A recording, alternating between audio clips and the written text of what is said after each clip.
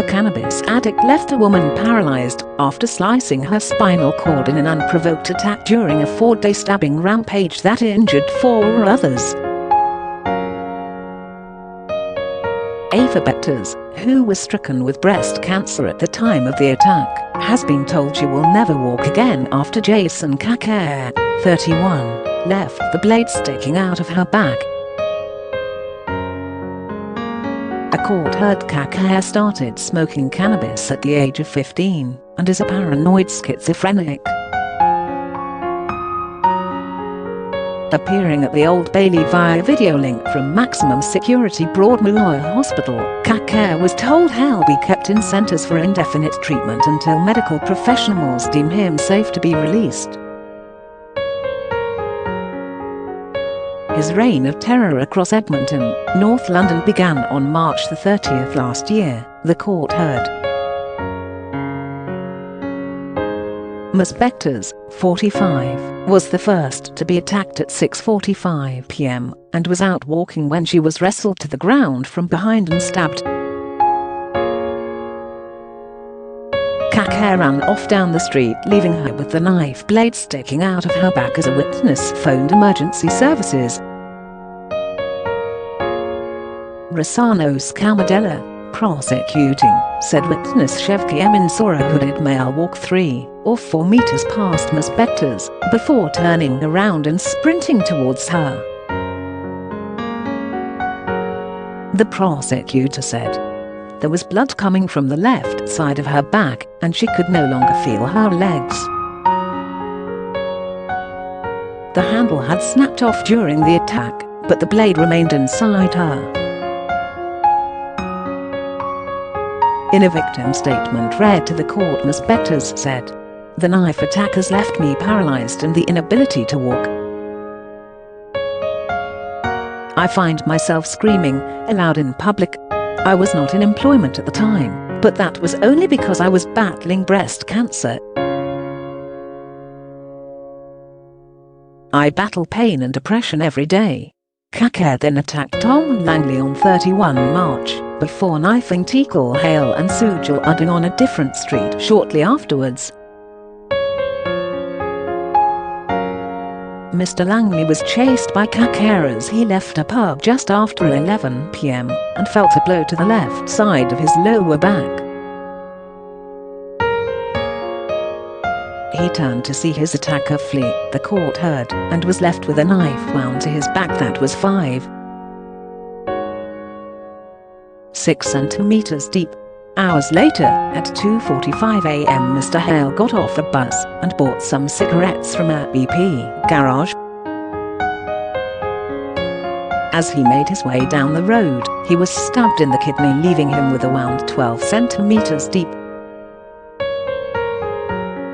He suffered a cracked rib and a collapsed lung from the force of the blow, and rang his wife in desperation after the stabbing, believing he was about to die.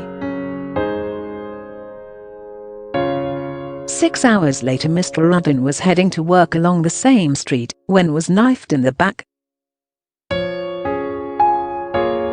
After the attack, he told officers he had felt dagger eyes following him through the busy streets.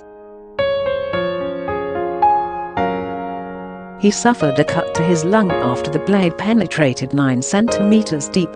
In a statement, Mr Uddin said, "I have nightmares and suffer from stress. I always think about this incident. I am still out of work and cannot lift heavy objects." Kakaire's final victim was Suleyman Karayapi, who was stabbed on April 2nd. Mr Karayapi had left his home, near where Ms Bektas was attacked, on the way to pick up medication for his son. At this point, a police cordon had been put up around the area of the previous stabbings, the court heard. Kakaire landed a blow to the man's back which left him with a 13 centimeters deep wound in the collapsed lung. Mr Karayapi said in his victim impact statement, This incident has affected my social life very much, as I used to take my children to the park. I am now afraid, and I still cannot go out in the evening. I was unable to bath myself, and although my wife was heavily pregnant at the time, she helped me. I keep reliving the incident in my mind. I feared I would not see my children grow up. The injuries sustained by Mr Karayapi, Mr Hayle, Mr Uddin and Ms Bektas during the attacks were all considered life-threatening. Kakaire, who has a history of carrying blades, later told a psychiatrist at Broadmoor he had been hearing voices that were going to kill him. It was said Kakaire had started smoking cannabis when he was 15 and carried on throughout adulthood despite being advised to stop after suffering hallucinations. Mr Scamardella said he told the doctor he used cannabis on a daily basis, which helped him to manage the voices, but recognized to this doctor this may in fact have been the cause of some of the offences. He stated in the days leading up to the attack the voices got worse, but he was unsure why that was the case. He said the voices were starting to say they were going to kill him, and he started to think he needed to go out and kill. He said he regretted his actions and was sorry for what he had done. Sentencing him, Judge Molyneux said Kakaire had devastated Ms Bektas' life. She said, "You used so much force the knife handle broke off, leaving the blade of the knife protruding from her back as you ran off." The 13 centimeters blade was embedded in her spine and had to be surgically removed. She will never walk again. Her life expectancy is shortened. She suffers trembling in her hands. She needs the assistance of a carer. Her life has been devastated. Her and her husband have had to move away from the area when they were living. What you did to her has changed her life and the lives of her family forever. The judge said despite Kakaire's mental illness he had been aware that what he had done was wrong and was seen looking over his shoulder and changing clothes as he made off from his third attack. Judge Molyneux said, "You carried out 5 unprovoked attacks on lone victims. This was a reign of terror causing devastation to many lives. 4 of your victims suffered life-threatening and life-changing injuries. The harm you have caused is in the highest category and is immeasurable.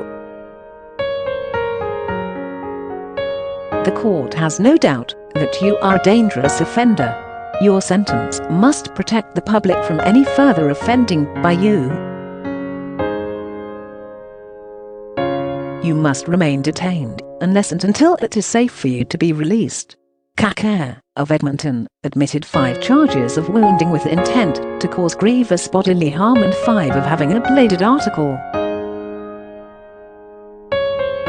He denied 5 counts of attempted murder, and those charged were ordered to lie on file.